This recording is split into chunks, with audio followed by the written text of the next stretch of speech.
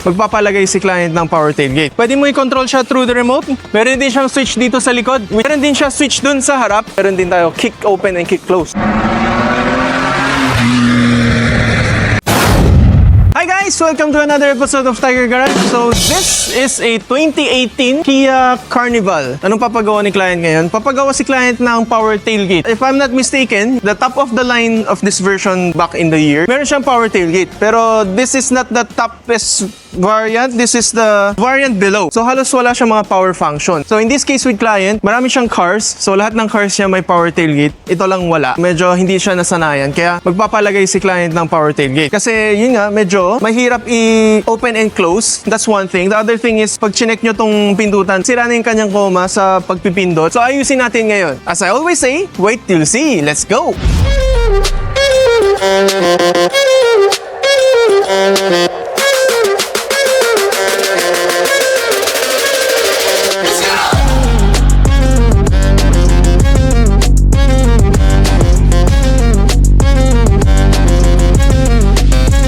Alright, natapos na natin yung pag-installation. So, ayan, makikita nyo, parang wala na nangyari. Naka-power tailgate na siya. Number one, pwede mo i-control siya through the remote.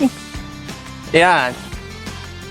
So, okay, nabukas na natin. Makikita nyo, pwede siya i-control through remote. Meron din siyang switch dito sa likod, which is mukha siyang OEM. Then, meron din siya switch dun sa harap. So, bukod sa tatlong way na pag-open and close ng door, meron ba akong may one surprise na hindi ko sinabi kay client na meron tayo? Actually, meron din tayo kick open and kick close.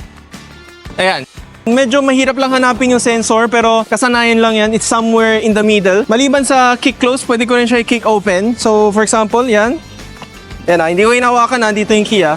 Para lang hindi nyo makita yung plate number. Siyempre, we like to protect the privacy of the client. So, ayan. If you guys are interested in this item or this service or any other of our item or services, just give us a message and let us make it happen. Thank you guys for watching and I'll see you next time. Goodbye!